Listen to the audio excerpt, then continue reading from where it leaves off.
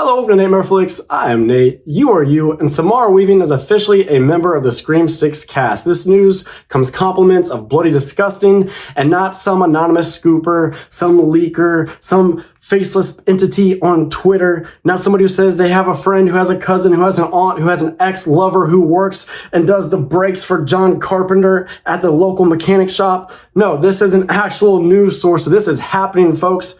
And I'm excited for that because to me, Samara Weaving is one of the best young actresses and she doesn't get enough clout if you ask me. I think she's really like a modern scream queen. I put her up there with your Anya Taylor-Joys and your Jenna Ortega. Jenna Ortega, who's actually already on this cast. This cast is so freaking powerful at this point.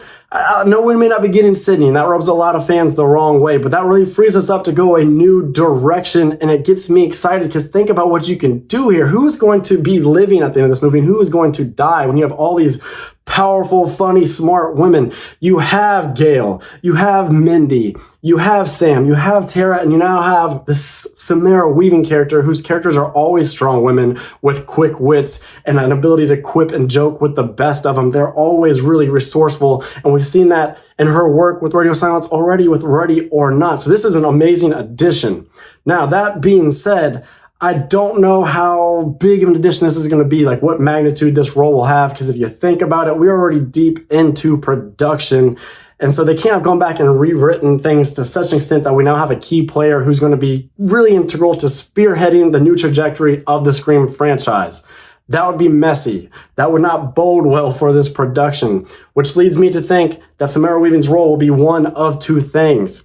Either she's going to die in the opening, or she's going to be a stab movie character. So let's explore these options here. If you put her in the opening, I think that would work really well because she's got a lot of love with the horror community. She is a known commodity. She's somebody we trust, we love, and we root for. And so you show her in the opening, and immediately you're going to smile on your face, and you're also going to get a little sting, and you're going to feel your stomach kind of twisting, like, oh man, I like Samara. She's about to get off in a really disturbing way, isn't she?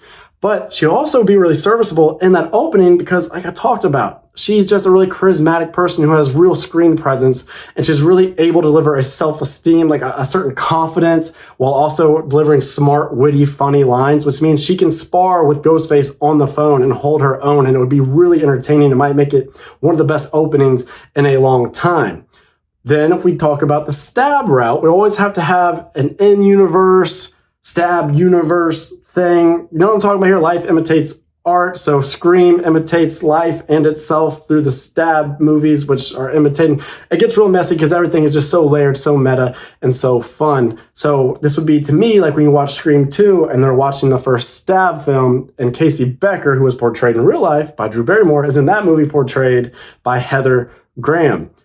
She could be, Samara Weaving could be like the new Heather Graham. We always see actors like Luke Wilson coming out to be Skeet Ulrich in one of the stab movies. It's always fun to see who they're going to cast and throw out there. Through her history with Radio Silence, I think it would be fun for them to throw her into that role and let her do something goofy, let her do something funny, let her kind of do some meta in-universe, tongue-in-cheek action and commentary on the Scream franchise. I think that would work really well. I'd like to see her get more, but I just think we're too far into the production. So either way, you know, her role, it's probably a minor part, but there are no small roles, especially not when you have somebody with these type of credentials. Horror fans love her, and it's going to be really cool to see what she does. But that being said, she dies in the opening. How are you going to feel about that? Who do you want to die in the opening? That's one of the things I'm most looking forward to seeing in this movie.